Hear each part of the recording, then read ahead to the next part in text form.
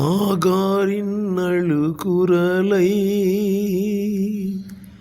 அன்று நீர் கேட்டிரல்லோ, கருத்துடன் ஜெபித்துமே நான் உந்தனை தேடுகிறே.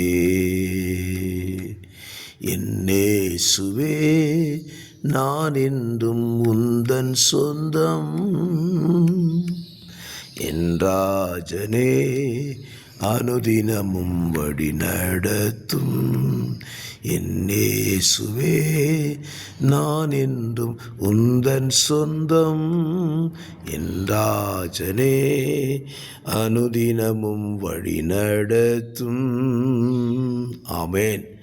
ஆகாரின் அழுகுரலை அன்று கேட்டவர் இன்றைக்கும் உங்களின் அழுகுரலை நிச்சயம் கேட்கிறார்.